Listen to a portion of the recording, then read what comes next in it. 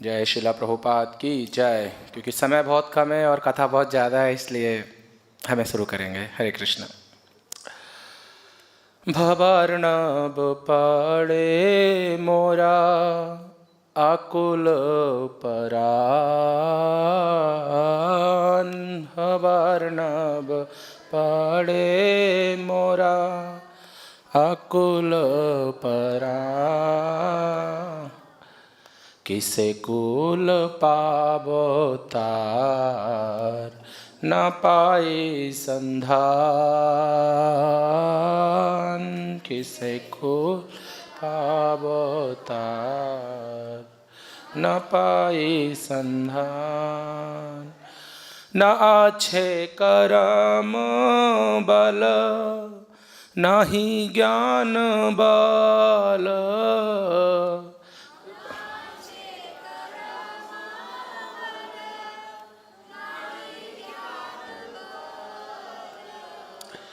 याग योग तपो धर्म न आछे संबल।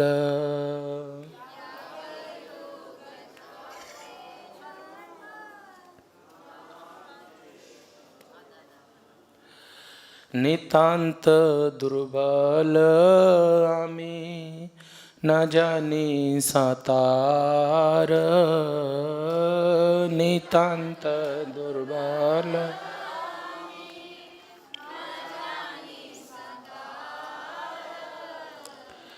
ए विपदे के आमारे करिबे उद्धार।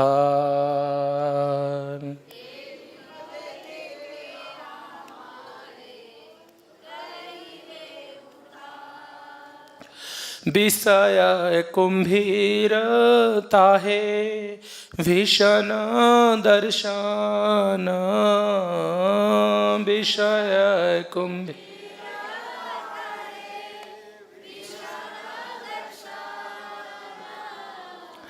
कामेर तरंग सदा करे उत्तेजन। कामेर तरंग सदा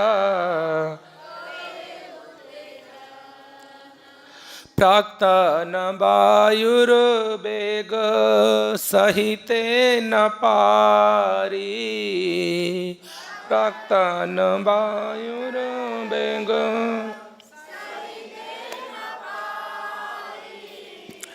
कांदिया अस्थिर मन न देखी कांडारी। कांदिया अस्थिर मन न देखी कांडारी। ओहे श्री जानवा देवी एदा से करुणा। ओहे श्री जानवा देवी एदा से करुणा। करिया जनी जगुने घुचाओ यंत्रणा। करिया जनी जगुने घुचाओ यंत्रणा। तोमार चरण तरी करिया आश्रय। तोमार चरण तरी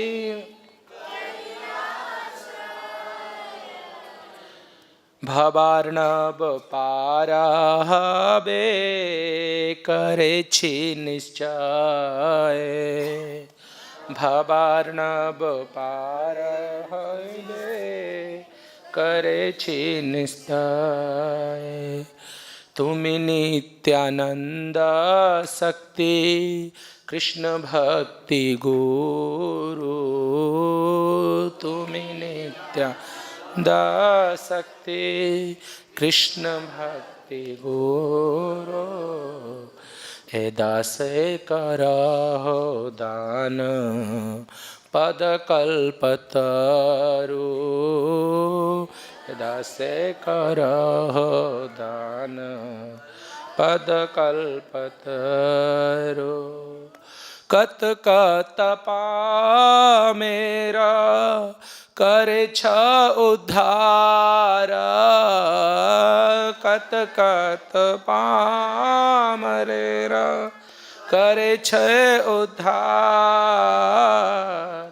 तुम्हार चरणे आज एक कंगाल छार,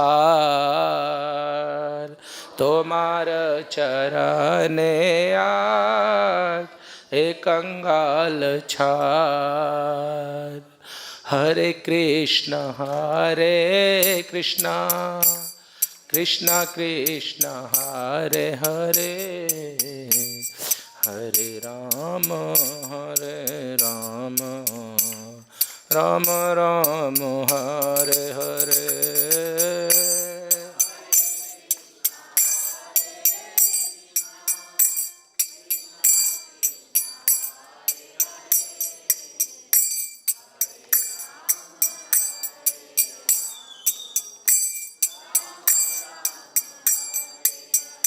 जय प्रभुपदा जय प्रभुपदा, प्रभुपदा शिला प्रभुपदा।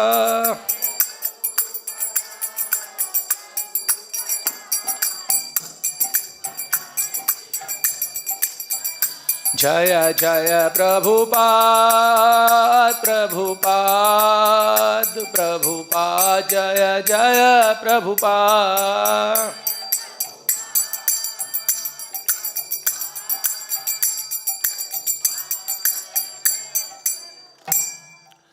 वैष्णव ठाकुर शिला प्रभुपाद की जय, श्री जानवा माता की जय, सीता मैया की जय, मधु पंडित गोस्वामी की जय, निताई गौर प्रेमानंदे। हरि हरि बोल।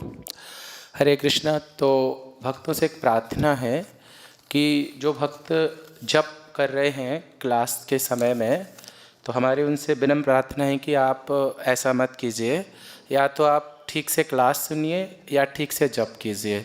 दोनों चीज़ें ना एक साथ कभी चलती नहीं है।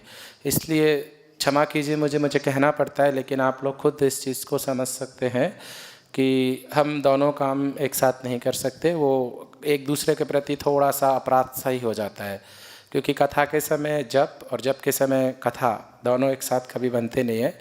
हम जप करते हैं तो हमें कथा सुनने की शक्ति मिलती है, और जब हम कथा सुनते हैं तो जप करने की शक्ति मिलती है। इसलिए सब भक्तों के चरणों में प्रार्थना है, अगर मैंने कोई अपराध नहीं किया है तो प्लीज़ एक समय में आप सब एक ही काम करें। हरे कृष्णा। मेरी विनम्र विनती है आप सब वैष्णवों के चरणों में। हरे कृष्णा। तो आज 3 महान व्यक्तियों का सीता माता का आज आविर्भाव है। सीता नवमी, सीता मैया की जय। तो सीता, पहले किसके बारे में सुने हो, क्योंकि बहुत कथाएं हैं। जानवा माता, सीता माता, मधु पंडित, सीता मैया पूरी लेकिन मैं जो प्रिपेयर करके लाया जानवा माता, क्योंकि हमारे जो गौड़ीय वैष्णव की आचार्य हैं, नित्यानंद प्रभु की वाई पत्नी, नित्यानंद स्वरूपिणी ईश्वरी, इतने सारे नामों से विख्यात है माता जानवा। तो माताओं का रिक्वेस्ट है कि पहले सीता माता के विषय में बताया जाए, तो हम सीता माता के विषय में बताएंगे। ओम अज्ञानतिमिरन्धस्य ज्ञानंजन शलाकया चक्षुरुन्मिलितमेन तस्मै श्री गुरुवे नमः। श्री चैतन्य मनो अविष्ठम स्थापितमेन भूतले स्वयं रूप कदा मह्यम ददाति स्वपदान्तिकं। वन्देहं श्री गुरु श्रुतपतिकमलं श्री गुरुन् वैष्णवांसज श्री रूपम सागर जातम सहगण रघुनाथन्वितं तं सजीवं साद्वैतं सावधूतं परिजन सहितं कृष्ण चैतन्य देवं श्री राधा कृष्ण पादान सहगण ललिता श्री विशाखान्वितांसज। नमो विष्णुपदाय कृष्ण पृष्ठाय भूतले श्रीमते भक्ति वेदांत स्वामिनिति नामने। नमस्ते सारस्वते देवीं गौरवाणी प्रचारणे निर्विशेष शून्यवादी पाश्चात्य देशतारणे। नमो महावदन्याय कृष्ण प्रेम प्रदायते कृष्णाय कृष्ण चैतन्य नामने गौरत्विषे नमः। हे कृष्ण करुणा सिंधु दीनबंधु जगतपते गोपेश गोपिका कांत राधा कांत नमोस्तुते। तप्त कांचन गौरांगी राधे वृंदावनेश्वरी वृषभानुसुते देवी प्रणमामि हरिप्रिये। वाञ्छाकल्पतरुभ्यश्च कृपा सिन्धुभ्यश्च पतितानां पावनेभ्यो वैष्णवेभ्यो नमो नमः। श्री कृष्ण चैतन्य प्रभु नित्यानंद श्री अद्वैत गदाधर श्रीवासादि गौर भक्त वृंदा। हरे कृष्ण कृष्ण कृष्ण हरे हरे, हरे राम राम राम हरे हरे। हरे कृष्णा। तो माता सीता का जो चरित्र है, उस चरित्र से शायद ही इस हमारे भारतवर्ष में कोई एक आध व्यक्ति होगा जो नहीं पता जानता होगा सीता मैया को। एक अद्भुत चरित्र, ऐसा चरित्र जो स्त्री समाज के लिए, स्पेशली स्त्री समाज के लिए एक मार्गदर्शन का कार्य करते हैं। क्योंकि कैसे एक स्त्री को अपने आदर्शों को निभाना चाहिए, वो माता सीता से सीखना चाहिए। हर एक क्वालिटी, हर एक गुण जो माता सीता धारण की इस जगत में आके, आध्यात्मिक जगत से जगत में आके, वो केवल और केवल स्त्री समाज को ये बताने के लिए कि देखिए आपको भी ऐसे ही बनना है, तभी आपका ये जीवन सफल होगा, अन्यथा होगा नहीं। हाँ, तो माता सीता एक बहुत दिव्य उदाहरण है इस समाज में कि कैसे स्त्रियों को ये अपने स्त्री धर्म का पालन करते करते भगवान की सेवा में नियोजित होना चाहिए। तो जैसे कि हम जानते हैं, सर्वोपरि तो भगवान श्री कृष्ण ही हैं और श्रीमती राधा रानी है। लेकिन जब भगवान श्री कृष्ण अपना विस्तार करते हैं, रामादिशि मूर्ति से कला निमिन तिष्ठन नाना अवतारम करोत भुवनेषु किंतु, तो बहुत सारे अवतार भगवान प्रकट करते हैं। तो उनमें से एक अवतार भगवान विस्तार करते हैं श्री राम जी के रूप में। अयोध्यापति श्री राम जी की जय। तो अयोध्यापति के रूप में भगवान अपना विस्तार करते हैं। तो ठीक उसी तरह श्रीमती राधा रानी भी अपना विस्तार करते हैं, किनके रूप में? माता सीता के रूप में। सीता मैया और कोई नहीं है, श्रीमती राधा रानी है ना। तो इसलिए आप हमारे मंदिरों में भी देखेंगे, राधा रेस्परी टेम्पल में, राधा पार्वती टेम्पल में पास में ही सीता राम लक्ष्मण का भी दरबार होता है। तो कई लोग बोलते हैं, अरे तुम तो कृष्ण को मानने वाले हो, तुम राम को कब से मानने लग गए? क्योंकि उन लोग को तत्व नहीं पता है। तो माता सीता एक अलौकिक व्यक्ति है। तो माता सीता के जन्म के विषय में तो हम जानते ही हैं। अयोध्या में भगवान श्री राम का जन्म हुआ और मिथिला में श्री सीता मैया का जन्म हुआ। तो जब उनको यज्ञ करना था जनक महाराज को, तो उनको बताया गया कि उस भूमि पे यज्ञ कीजिए जिसको आप सोने के हल से जोतते हैं, पहले उसी भूमि पे यज्ञ होगा, है ना। तभी बरसात होगी, बहुत सारे पुण्य कर्म होंगे।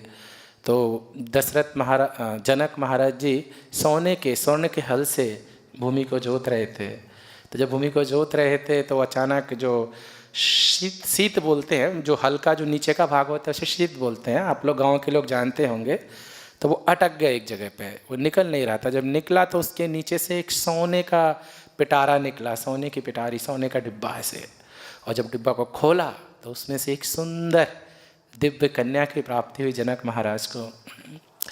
तो क्योंकि वो भूमि से प्रकट हुई इसलिए उनको भूमिजा नाम पड़ा उनका।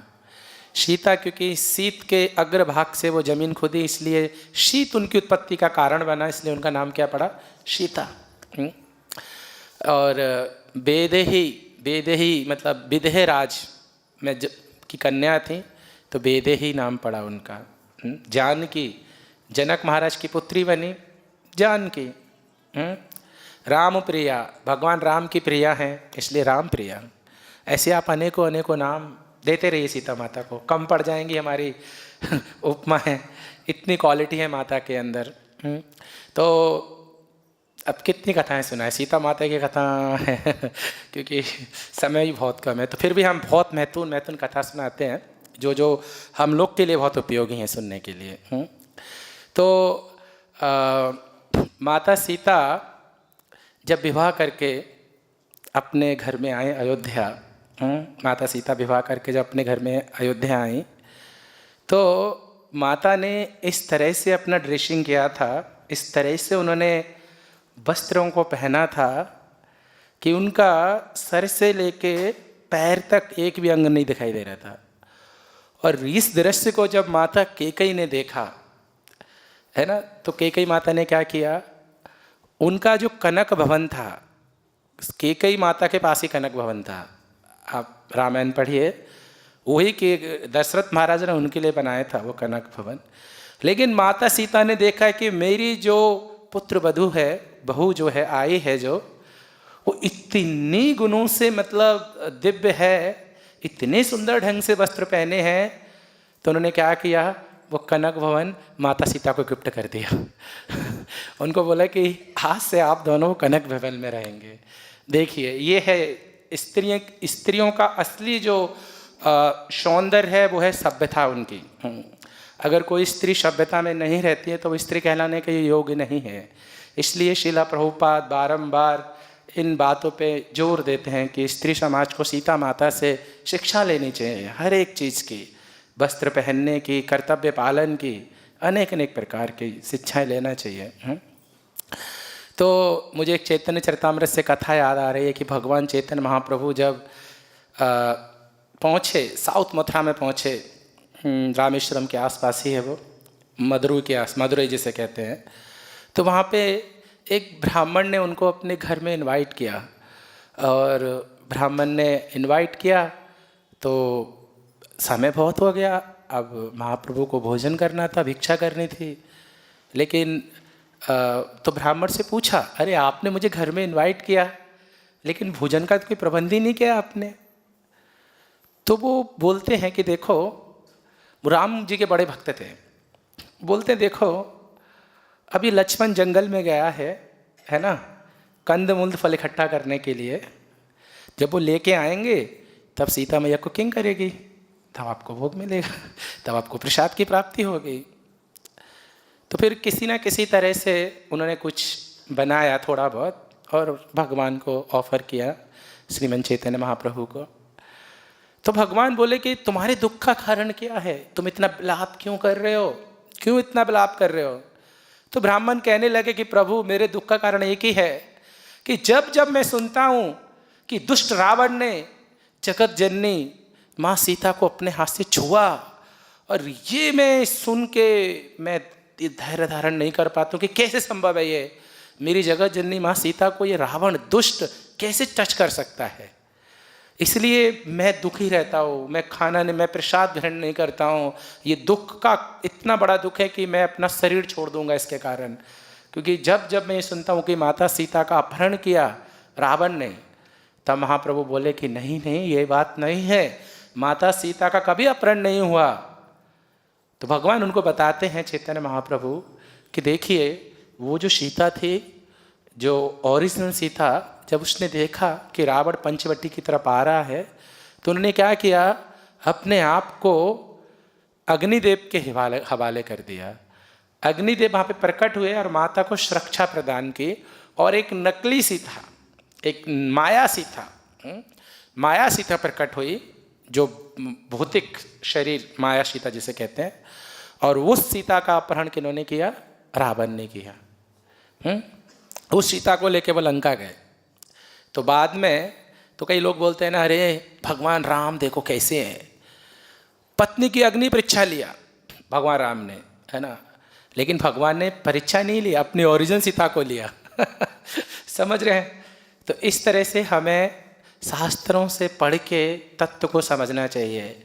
जब हम शास्त्रों से पढ़ते हैं, भक्तों से सुनते हैं, तभी सारी चीज़ें समझ में आती हैं, नहीं तो लंबे समय तक डाउट बना ही रहता है, अरे ऐसा क्यों हुआ। तो वो ब्राह्मण का दुख फिर भी कम नहीं हो रहा था। वो सोचने लगे ब्राह्मण कि हाँ, महाप्रभु मुझे मतलब बहलाने के लिए सब बोल रहे हैं। तो महाप्रभु उस ब्राह्मण से आज्ञा लेके रामेश्वरम दर्शन के लिए गए, बहुत सारे दर्शन किए। तो एक जगह पर उन्होंने देखा कि बहुत बड़ा प्रसंग चल रहा है ना, और प्रसंग का नाम है मर्यादा कांड, और मर्यादा कांड में श्रीमती सीता महारानी की महिमा का वर्णन हो रहा है। और वो कूर्म प्राण के कथा चल रही थी उस समय। तो भगवान चैतन्य महाप्रभु ने वो कूर्म पुराण की कथा सुनी, और उस कूर्म पुराण के अंदर जो अभी कथा मैंने सुनाई वो कथा थी। महाप्रभु ने बोला कि ये कॉपी मुझे चाहिए। तो वो सब बोले कि देखो प्रभु, एक ही कॉपी है हमारे पास, दूसरी है ही नहीं कूर्म पुराण की। तो महाप्रभु ने क्या किए, ताल पत्र पे अपने हाथ से वो पूरा डिस्क्रिप्शन लिखा। आप चैतन्य चरितामृत का अध्ययन करेंगे मध्य लीला का, तो उसमें लिखा है। और वो लिख के कूर्म पुराण को पूरा लिख के अपने हाथ से महाप्रभु फिर दोबारा गए उसी ब्राह्मण के पास, साउथ अयोध्या में, साउथ मथुरा में दोबारा आए। और महाप्रभु बोले, अरे ब्राह्मण कहाँ हो, देखो मैं तुम्हारे लिए प्रमाण लेके आया हूँ, देखो कूर्म प्रमाण का प्रमाण है ये, माता सीता का कभी अपहरण नहीं हो सकता। माता सीता ने एक अग्नि के रूप में अप्रकट हो गई वो, और माया सीता को रावण ने अपहरण किया। तो ये जब पढ़ा शास्त्र से कूर्म पुराण को उस ब्राह्मण ने, तो ब्राह्मण खुश हो गए। और ब्राह्मण कहने लगे कि नहीं प्रभु, तुम मुझसे कुछ छुपा रहे हो, तुम साक्षात श्री राम हो, तुम साक्षात श्री राम हो। और भगवान ने उनको राम जी के रूप में दर्शन दिया, माता सीता भी प्रकट हुई। तो इस तरह से माता सीता का कभी अपहरण नहीं हुआ।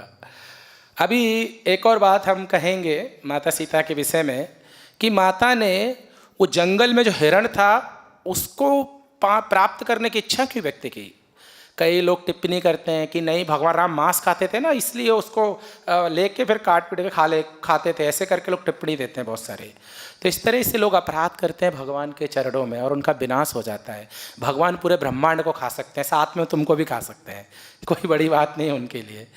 तो इसलिए वैष्णवों को शास्त्रों से सुनना चाहिए कि कई सारी रामायण है, आध्यात्म रामायण है, बहुत सारी रामायण है, वाल्मीकि रामायण है, रामचरितमानस है। हमको उससे समझना चाहिए कि माता सीता बहुत सारे जंगल में पंचवटी में रहते थे, तो बहुत सारे जानवरों के साथ खेलते थे। उनके घर के पीछे बहुत सारे जानवर इकट्ठे होते थे उनके लाड़ प्यार के लिए। तो माता सीता देखा कि ये जो स्वर्ण है, जो मरीच मामा था वो स्वर्ण हिरण बन के आया था सोने का, तो उनको बड़ा अच्छा लगा। तो उन्होंने सोचा कि मैं इस हिरण को भी अपना प्रेम दूंगी, क्योंकि माता इतनी दयालु हैं, करुणामयी है वो, तो प्रत्येक जीव के प्रति उनको भाव आएगा करुणा देने का, तो उनके प्रति भी आ गया। तो इसलिए उन्होंने भगवान से जिद किया कि मुझे ये हिरण चाहिए। तो इसलिए लोगों को उस रामायण पढ़ के समझना चाहिए। तो इस तरह से फिर लोग भगवान राम पे टिप्पणी करते हैं, अरे तुम भगवान राम को मर्यादा पुरुषोत्तम बोलते हो, एक आदर्श पति मानते हो। अरे देखो, अपनी पत्नी को गर्भावस्था के समय भेज दिया जंगल में, बताइए ये कोई आदर्श पति का लक्षण है? कोई आदर्श पति जिसकी पत्नी गर्भवती है उसको जंगल भेजेगा? बताओ, कोई पत्नी जब गर्भवती होती है तो उसे बहुत केयर की आवश्यकता पड़ती है, बहुत केयर करनी पड़ती है पति को, सारे घर वालों को। लेकिन भगवान राम ने अपनी वाइफ को जंगल भेज दिया, बताइए। तो कोई कह सकता है यार ये तो ठीक नहीं है। तो इसलिए भक्तों को शास्त्र पढ़ने चाहिए। माता सीता ने एक बार भगवान राम से कहा कि देखो प्रभु, ये जो महल संपदा है ना, मैंने बहुत देखा है ना, और मेरा मन इन सबसे ऊब गया है ना। और देखिए, अगर मेरे पुत्रों का जन्म होगा इन महलों में, तो इनके अंदर ना साधुओं के लक्षण नहीं आएंगे। ये शुरू से ही धनुष-बाण पकड़ेंगे, बड़ी बड़ी चीज़ें रखें, तो फिर इनके अंदर भक्ति कैसे प्रवेश होगी आपके प्रति? नहीं होगी ना। तो इसलिए प्रभु मैं क्या चाहती हूँ कि आप मेरे पुत्रों का जन्म वनवास में हो, महात्माओं के बीच में ये शिक्षा ग्रहण करें। ऐसा करो प्रभु, ऐसा कुछ ड्रामा करो। अब अध्यात्म रामायण पढ़िए, इस तरह से वर्णन है, इवन वाल्मीकि रामायण में भी वर्णन है ना। तो भगवान राम ने बोला कि बात तो ठीक है, क्योंकि महर्षि वाल्मीकि के ऊपर भी कृपा करनी थी भगवान राम जी को।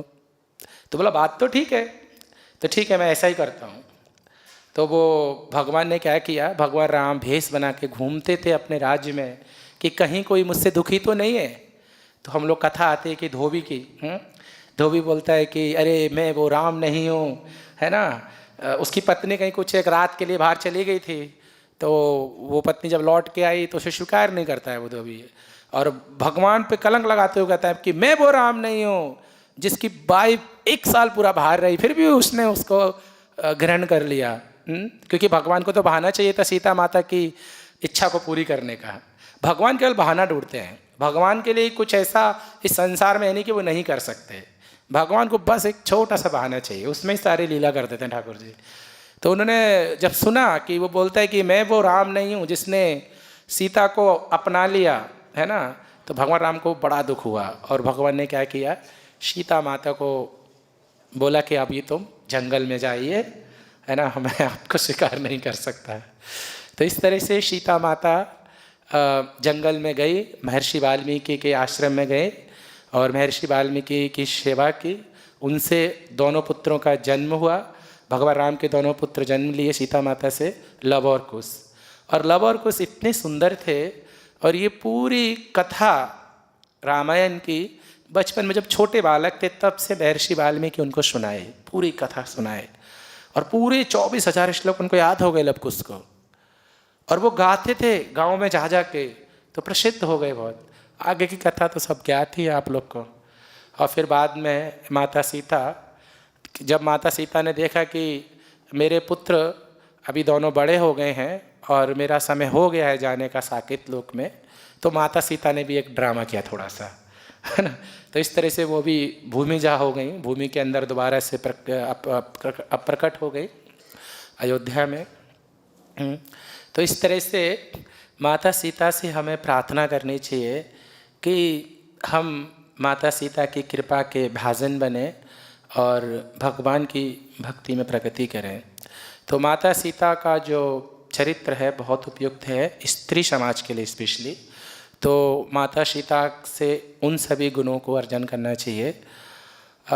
जब माता सीता भगवान श्री राम के साथ वनवास में रहीं, तो उस समय उनकी बड़े बड़े पतिव्रता स्त्रियों से उनकी मुलाकात हुई। जैसे अत्रि मुनि की पत्नी अनुसुईया से उनकी मुलाकात हुई। तो माता सीता ने पूछा उनसे कि हे माँ, ये बताओ कि पतिव्रता स्त्री कौन है, पतिव्रता स्त्री कौन है। तो माता अनुसुईया उनको बताते हैं कि जो सब समय अपने पति के अलावा किसी और पुरुष का चिंतन नहीं करती, किसी पुरुष का चिंतन नहीं करती, वो ही सर्वश्रेष्ठ पतिव्रता स्त्री है। तो इस तरह से वार्तालाप बहुत हुआ है माता सीता का अनुसुईया माता के साथ में। तो इन सब चीज़ों को सुनना चाहिए। सुन के जब हम इन सब चीज़ों को ग्रहण करेंगे तब हम अपने आदर्शों को ठीक से निभा पाएंगे।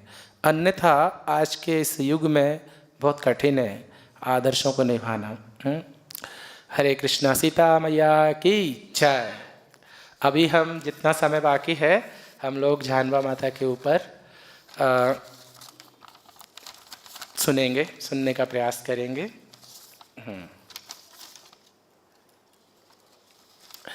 तो मैं ये जो प्रणाम मंत्र बोलूँगा जानवा माता का, ये माता काली ने ऑफर किया है प्रणाम मंत्र जानवा माता को। ये स्टोरी आएगी।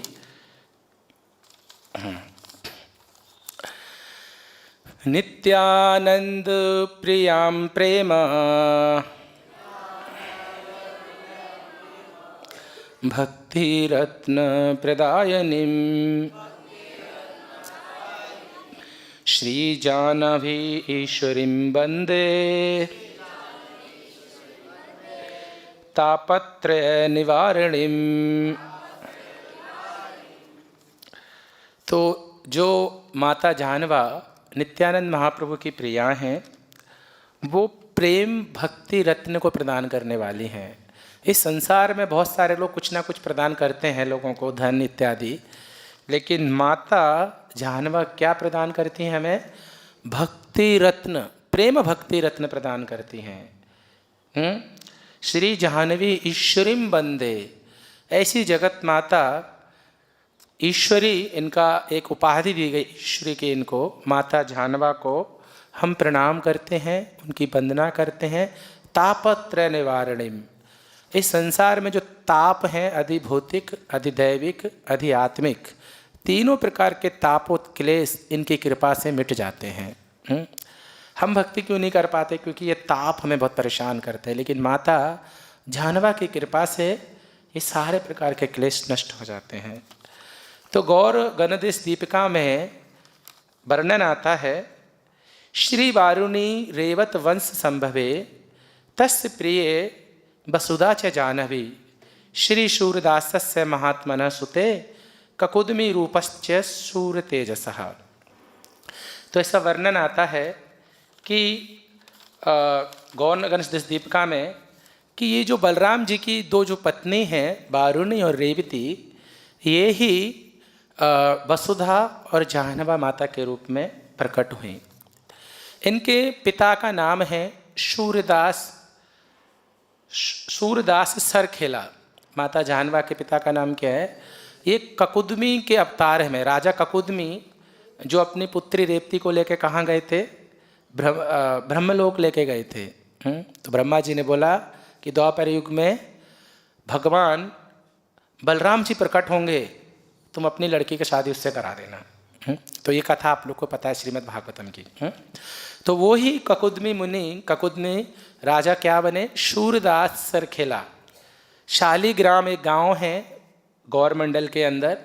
उस शालीग्राम में ये 5 भाई थे। ये शूरदास सरखेला और अंबिका कालना में गौरीदास पंडित, इनके भाई थे जगन्नाथ और कृष्णदास और नरसिंह चेतन।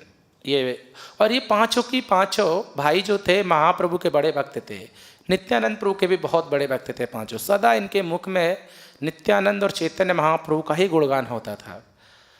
तो जब चैतन्य चरितामृत में वर्णन आता है कि महाप्रभु ने और अन्य ग्रंथों में, ये कथा हम बहुत सारे ग्रंथों से सुन रहे हैं, बहुत सारे ग्रंथों से ली है। नित्यानंद चरितावली, नरोत्तम विलास, भक्ति रत्नाकर, प्रेम विलास। तो इसलिए बहुत सारी चीज़ें आप देखेंगे कि माता जाह्नवा का वर्णन बहुत सारी जगहों पे है।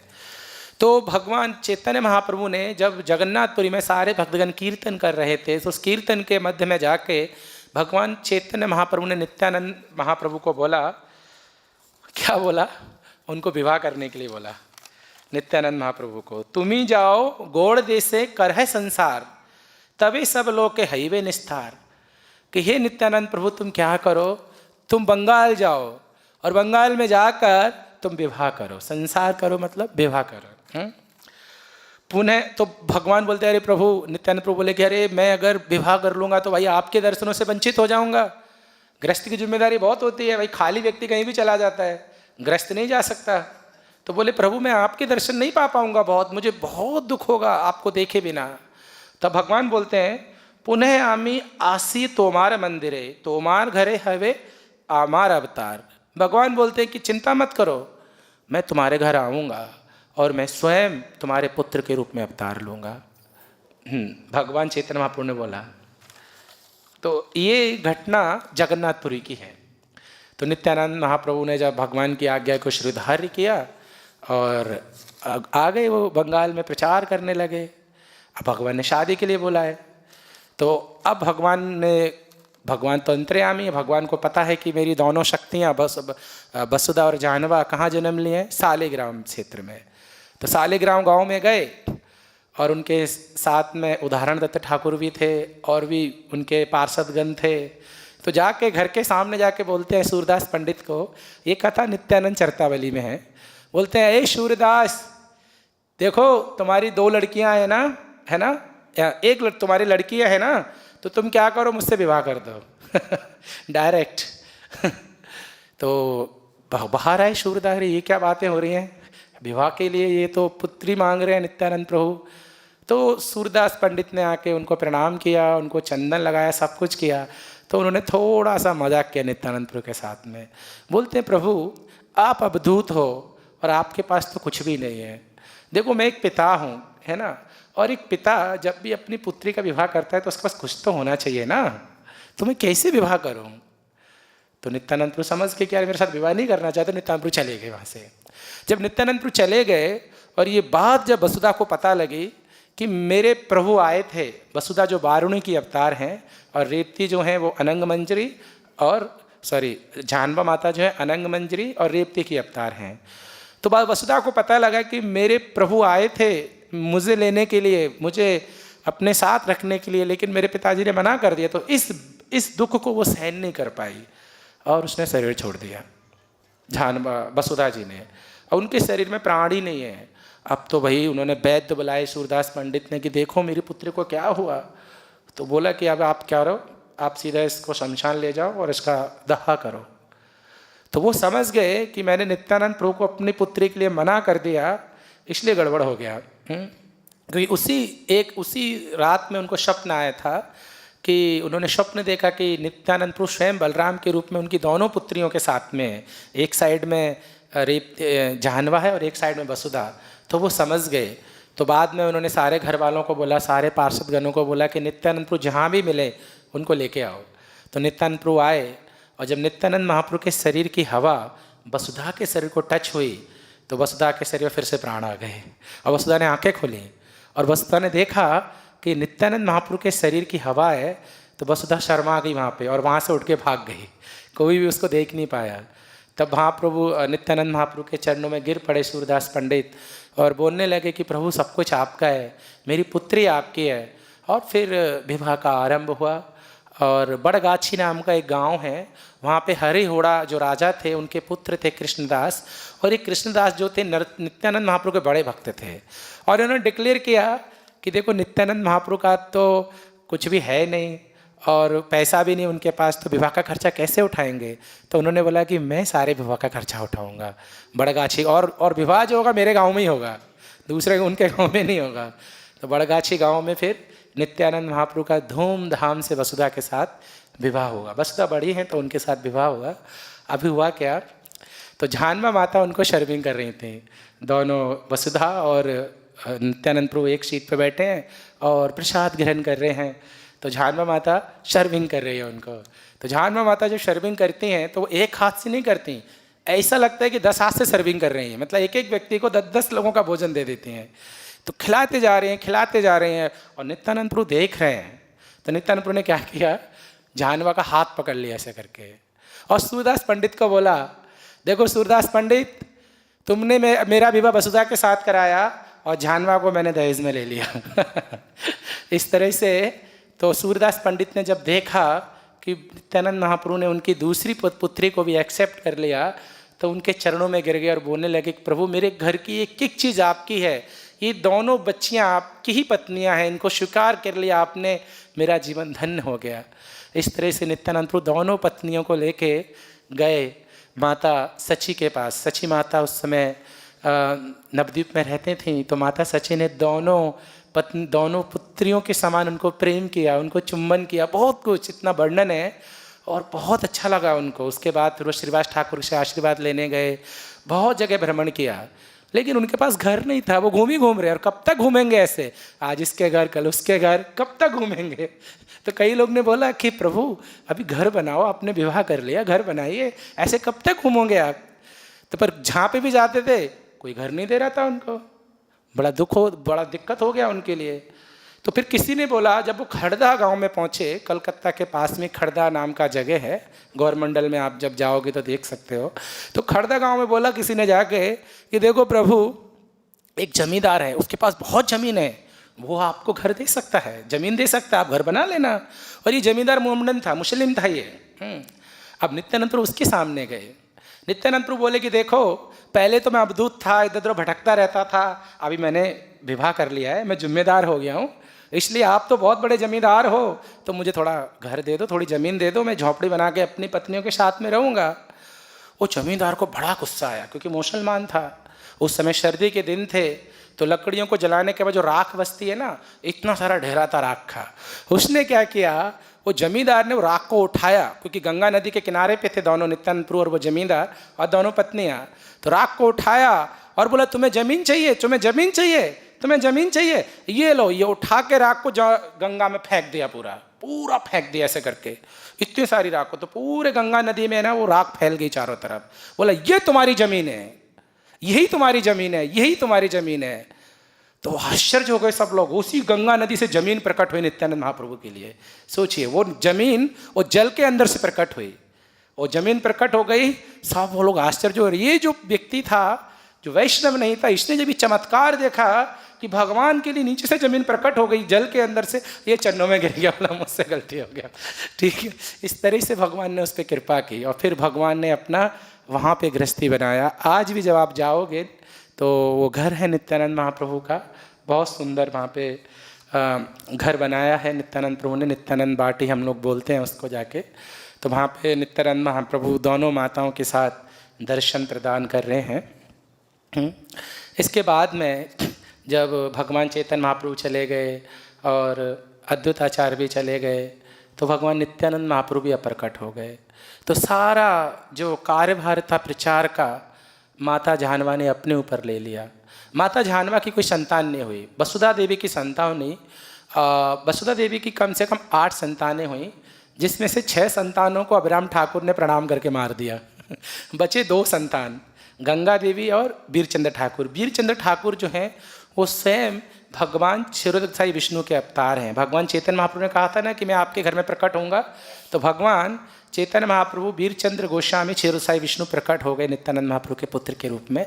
और स्वयं गंगा मैया, जो गंगा मैया बहती हैं, वो स्वयं भी नित्यानंद महाप्रभु और वसुधा की पुत्री के रूप में प्रकट हुए। तो ये दोनों पुत्र और पुत्री बचे, बाकी 6 पुत्रों को अभिराम ठाकुर ने प्रणाम करके मार दिया, शरीर छुड़वा दिया था उन लोग का। बट ये दोनों को जीवित रहे, दोनों वीरचंद्र गोस्वामी और गंगा माता। तो सारा जो कार्यभार था जानवा माता के ऊपर आ गया। माता ने एक पत्र लिखा जीव गोस्वामी पाद को। जीव गोस्वामी पाद को लिखा कि प्रभु देखिए, इस बंगाल के अंदर प्रचार तो है, कीर्तन तो है, लेकिन लिटरेचर नहीं है, साहित्य नहीं है, ग्रंथ नहीं है। ग्रंथ सारे वृंदावन में थे। तो उन्होंने लिखा कि आप क्या करो, आप ग्रंथों को लेके यहाँ पे आओ, ग्रंथों को लेके यहाँ भेजिए बंगाल में। क्यों? क्योंकि कारण ये हुआ कि सारे ग्रंथ जो लिखे गए वो केवल वृंदावन में लिखे गए। इसलिए आचार्यगण कहते हैं कि जो कोई भी इन ग्रंथों का प्रचार करता है वही रियल ब्रजवासी है, वही व्यक्ति रियल ब्रजवासी है जो इन ग्रंथों का प्रचार करता है। ब्रजवासी गण प्रचारक धन, जो ब्रजवासी वही कहलाएगा जो इन ग्रंथों का प्रचार करेगा जो हमारे आचार्यगणों ने लिखे हैं। क्योंकि ये सारे ग्रंथ कहाँ लिखे हैं? वृंदावन धाम में, ब्रज भूमि में। इसलिए वही असली ब्रजवासी है, शिला भक्ति सिद्धांत ठाकुर के अनुसार। कई बार हम लोग पूछते रहते हैं ना, असली ब्रजवासी कौन है, असली ब्रजवासी कौन है, मैन ब्रजवासी कौन है? तो भक्ति सिद्धांत ठाकुर बोलते हैं कि ये सारे ग्रंथों को जो प्रचार करता है, जो मृत जीवात्माओं को भी जीवन प्रदान कर सकता है भक्ति के द्वारा, दैट इज़ द रियल ब्रजवासी।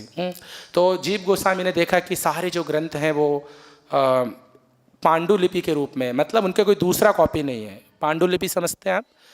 राधे श्याम खत्म। हरे कृष्णा। मेरा आवाज़ इतना नहीं है कि आप लोग सब आ गए। ओके। तो ये सारे जो ग्रंथ थे ये पांडुलिपियों के रूप में थे, मतलब इनका कोई दूसरा कॉपी नहीं था, है ना। तो शिला जीव गोस्वामी पाद ने अपने 3 भक्तों को नियोजित किया, नरोत्तम दास ठाकुर महाशय, श्यामानंद पंडित और श्रीनिवास आचार्य। और इन तीनों को जिम्मेदारी दिया कि आप इन सारे ग्रंथों को लेकर कहाँ जाइए? बंगाल जाइए। क्योंकि बंगाल में उस समय बहुत सारे डिवोटी थे, बहुत बड़ा समुदाय था। नित्यानंद महाप्रभु ने जो प्रचार किया ग्रस्त बन के, बहुत सारे लोगों को भक्त बना दिया था। तो इसलिए वहाँ पे जानवा माता ने लिखा था पत्र में कि हम क्या करेंगे, इन ग्रंथों को लिख के लोगों को बांटेंगे, लोगों को देंगे, जिससे को पढ़ के लोग भक्ति के सिद्धांत को समझ पाएंगे। तो वो ओरिजिनल सारे ग्रंथ माता जानवा की कृपा से ही प्रचार हुए। आज हम जो भी ग्रंथ हम पढ़ रहे हैं, सुन रहे हैं, ये सब के पीछे किनका हाथ है? माता जानवा का। अगर माता जानवा ये प्रपोजल शिला जीव गोस्वामी पाद को नहीं देती तो आज हम ये कोई भी ग्रंथ नहीं पढ़ पाते। भक्ति रसामृत सिंधु, उपदेशामृतम, उज्ज्वल नीलमणि, हरि भक्ति विलास, ब्रद भागमृतम, बहुत सारे ग्रंथ जो आज हम पढ़ रहे हैं, चैतन्य चरितामृत, है ना। तो इन ग्रंथों को हम नहीं पढ़ पाते, तो माता जानवा की कृपा से ही संभव हुआ। इनके बाद में जब नरोत्तम दास ठाकुर ने खेतरी फेस्टिवल किया, खेतरी महामहोत्सव किया, तो खेतरी महामहोत्सव में नरोत्तम दास ठाकुर ने जो चीफ गेस्ट के रूप में जिनको इनवाइट किया था वो कौन थे? जानवा माता। जानवा माता को चीफ गेस्ट के रूप में इनवाइट किया। तो जानवा माता सबसे पहले कहाँ गई? माम गाछी गई। माम गाछी से उन्होंने वृंदावन दास ठाकुर को अपने साथ में लिया और माम गाछी के बाद माता नवद्वीप गई। नवद्वीप में श्रीनिवास आचार्य के कुछ भ्राताश्री थे, उनको साथ में लिया। उसके बाद में फिर वो श्रीखंड गई। श्रीखंड में जाके उन्होंने रघुनंदन ठाकुर को अपने साथ में लिया। ऐसे करके माता ने बहुत सारे वैष्णवों को अपने साथ में लिया खेतरी फेस्टिवल में जाने के लिए, क्योंकि ये जो खेतरी फेस्टिवल था ये कोई साधारण फेस्टिवल नहीं था। भगवान नित्यानंद महाप्रभु ने स्वप्न में आके जानवा माता को बोला कि देखिए मैं स्वयं प्रकट होऊंगा इस खेतरी फेस्टिवल में, इसलिए आप क्या करो, सारे भक्तों को लेकर पहुंचो उस फेस्टिवल में और सबको मेरा दर्शन दिलाओ, सबको महाप्रभु का दर्शन दिलाओ, अद्वैताचार्य का दर्शन दिलाओ। क्योंकि पंच तत्व के जाने के बाद सब लोग बहुत दुखी थे। उनको ये लग रहा था कि अब दोबारा कब दर्शन होंगे भगवान के। हरे कृष्ण। तो इस तरह से नित्यानंद महाप्रभु ने उनको स्वप्न दिया और फिर जानवा माता ने सारे वैष्णव को इकट्ठा करके खेतरी महोत्सव में पहुंची। और खेतरी महोत्सव में पहुंच के जब भगवान नित्यानंद नरोत्तम दास ठाकुर ने आज्ञा लिया माता से कीर्तन करने की, स्वयं माता ने आज्ञा दिया नरोत्तम दास ठाकुर को कीर्तन करने के लिए, तो नरोत्तम दास ठाकुर की मधुर कीर्तन के प्रभाव से पंच तत्व प्रकट हो गए। और रूप और सनातन गोस्वामी जो वृंदावन में शरीर छोड़ चुके थे वो भी वहाँ पे प्रकट हो गए और सब भक्तों की मनोकामना पूरी हो गई। फिर से गौर निताई उनके सामने प्रकट हो गए। लेकिन माता जानवा केवल अपने प्रियतम नित्यानंद महाप्रभु को ही देखती रहीं और नित्यानंद महाप्रभु को देख के वो मुस्कुराने लगी और पंचतत्व की कृपा को प्राप्त किया। इनके बाद में वीरचंद्र गोस्वामी को बोला माता जानवा ने कि मैं वृंदावन जाऊँगी, मैं वृंदावन जाऊँगी और वृंदावन से दर्शन करने के बाद पुणे खैतरी लौट आऊँगी। तो माता के लिए व्यवस्था किया, एक भक्तों का टोली, बहुत सारे भक्त गए माता जानवा के साथ में वृंदावन के लिए। तो माता जब मार्ग में आ रही थी वृंदावन, तो इलाहाबाद से पहले तो एक गांव में माता रुकी और उस गांव के लोग कुछ लोग बहुत अच्छे थे और कुछ लोग बहुत खराब भी थे। तो बहुत सारे लोगों ने माता की महिमा को सुन के, उनकी कृष्ण भक्ति को देख के उनसे दीक्षा ग्रहण किया, उनकी पूजा करने लगे। एक पूजा होने लगी उनकी उस गांव के अंदर। तो जो लोग थे जो वैष्णव नहीं थे, जो नास्तिक थे, जो चंडी के भक्त थे, माता काली के भक्त थे, तो उन्होंने देखा कि पूरा गांव इस स्त्री की सेवा कर रहा है, माता को छोड़ के इस स्त्री की सेवा कर रहा है, देखिए ये क्या है ना। तो वो बहुत सारी चीज़ बोलने लगे माता के विषय में और चंडी देवी के सामने प्रार्थना करने लगे कि हे चंडी देवी, हमें आप आज्ञा दो और आज हम क्या करेंगे, इस स्त्री को हम खत्म कर देंगे। क्योंकि गुणगान तो आपका होना चाहिए, लेकिन ये लोग पागल लोग क्या कर रहे हैं कि स्त्री का गुणगान कर रहे हैं, क्योंकि वो माता जानवा की महिमा से परिचित नहीं थे। तो उन्होंने सोचा कि जब ये सो जाएंगे सब लोग तो हम क्या करेंगे, जानवा माता की हत्या कर देंगे। तो इन्होंने प्लान किया और प्लान के मुताबिक इनको रात में जाना था। तो ये लोग ने सोचा कि पहले थोड़ा सो लेते हैं, थोड़ा विश्राम कर लेते हैं। तो विश्राम किया और विश्राम करके इनको नींद आ गई और नींद में माता चंडी प्रकट हो गई हाथ में तलवार लेके। और माता चंडी सबके सपने में आई, सारे जितने भी माता के भक्त थे सबके सपने में आके बोलने लगी कि तुम मूर्ख हो एक नंबर सब लोग। अरे तुम्हें पता है ये जो स्त्री है ये स्त्री नहीं है, ये मेरी ईश्वरी है, ये मेरी सर्वोपरि है, इसी की आज्ञा से मैं इस भौतिक जगत में सेवा कर रही हूँ और तुम लोग उसी को मारने का प्लान कर रहे हो। मैं क्या करूँगी, तुम सबका गर्दन काट दूंगी, खंड खंड कर दूंगी तुम सबको। तो सब लोग डर गए। अगर तुम लोग सब मेरे प्रकोप से बचना चाहते हो तो जाओ माता के चरणों में, माता के चरणों में जाकर उनसे प्रार्थना करो और ये जो मंत्र मैं दे रही हूँ ना, इससे उनकी उपासना करो, इससे उनको ग्लोरीफाई करो। तो ये जो मंत्र है ये माता काली ने ही बोला है। सोचिए ये जो त्रियतापत्राणी, ये जो अभी हमने प्रणाम मंत्र बोला, तो ये माता ने ही उनको प्रणाम मंत्र उनकी ग्लोरीफाई किया, काली माता ने। सोचिए, तो सारे भक्तजन गए माता चंडी के और उनके चरणों में गिर गए और बोलने लगे, माँ हम बहुत बड़े अपराधी हैं, हमने आपके प्रति आपकी महिमा को न जानते हुए बहुत बड़ी भूल की, इसलिए हमें क्षमा कर दो। माता ने सबको अपने पुत्रों के रूप में स्वीकार कर लिया और सबको कृष्ण भक्ति प्रदान कर दी। सोचिए, इसके बाद जब माता थोड़ा आगे बढ़ी तो वृंदावन के पहले जो इलाहाबाद क्षेत्र है वहाँ पे पहुँची, तो वहाँ पे एक डाकुओं की टोली उनका पीछा करने लगे। डाकुओं ने देखा कि यार ये लोग बहुत सारा सामान ले जा रहे हैं और इनके पास देखो बहुत ज़्यादा धन हो सकता है और ये जो स्त्री है इसकी सब सेवा करे, मतलब लीडर है इनकी। तो उन्होंने सोचा, क्योंकि वो मुस्लिम थे, मुस्लिम डाकू थे सब लोग, उन्होंने सोचा कि हम क्या करते हैं, माता इन सबको है ना फिनिश कर देंगे, इस माता के साथ में भी। तो एक जगह पर टेंट गाड़ा गया, तंबू लगाया गया और सब लोग रुके अलग अलग तंबुओं में। तो उन्होंने सोचा कि जैसे ही संध्या होगी हम क्या करेंगे, तंबुओं में घुस जाएंगे, सबको काट देंगे और सारा धन छीन लेंगे। तो ज़्यादा दूर नहीं था, मतलब मान लीजिए कि यहाँ पे तंबू लगा है और वहाँ पे थोड़ी दूरी पे ये डाकू छुपे हैं सारे, संध्या का प्रतीक्षा कर रहे हैं। तो संध्या हो गई तो इन डाकू ने सोचा कि चलो चलते हैं। तो ये चलना प्रारंभ किए। तो चलते गए, पास में तंबू था लेकिन पहुँच नहीं पा रहे हैं। चलते गए, बहुत मेहनत की। अगली सुबह आ गई, सूर्योदय आ गया। तो ये लोग आश्चर्य हो गए, यार ये क्या हुआ, सामने टेंट है और हम भी सामने, लेकिन हम पहुंच नहीं सके टेंट में भी नहीं पहुंच सके। तो फिर ये अपने सरदार के पास गए और सरदार को बोला, सरदार ऐसे सही बात है। सरदार बोला, अरे हम लोग सब मूर्ख हैं, ये जो स्त्री है ना कोई साधारण स्त्री नहीं है, हम लोग सब पागल हैं, उसकी शरण लेते हैं जाके। तो सब लोग माता की शरण में गए, माता हमने बहुत बड़ा आपके साथ दुर्व्यवहार करने का प्रयास किया, हमें क्षमा कर दो। माता ने सबको हरिनाम दे दिया और ये डाकुओं की टोली कीर्तन करने लगी जगह जगह जाके हरे कृष्ण मंत्र का। तो सोचिए इस तरह से माता जानवा इतनी करुणामयी है, कृपामयी है कि सबको कृष्ण भक्ति प्रदान की। और जब माता जानवा वृंदावन आई, मात्र 2 मिनट से वृंदावन आई, गौर भगवान प्रभु है क्या इधर, 2-3 मिनट हम ज़्यादा लेंगे, कथा तो बहुत ज़्यादा है। तो माता जानवा जब वृंदावन आई तो वृंदावन के जो उस समय जो गोस्वामी प्रेजेंट थे उन सब से मिली और फिर माता राधा कुंड गई। राधा कुंड में कृष्णदास कविराज गोस्वामी से मिली और वहाँ पे भजन किया उन्होंने। आज भी उनकी भजन स्थली वहाँ पे है, राधा कुंड में। शिला रघुनाथ दास गोस्वामी के समाधि के बाजू में ही है। आप अगर आज जाते हैं राधा कुंड तो वहाँ पे जाके प्रणाम कीजिए। अब मैं अंतिम लीला कहूँगा माता की, तो ये बहुत महत्वपूर्ण है हम सबके लिए समझने के लिए। तो एक बार सबसे माता जानवा जब वृंदावन आते थे तो वो सभी जो डेटीज थे, जो विग्रह थे, सबके लिए प्रसाद सेवा करते थे।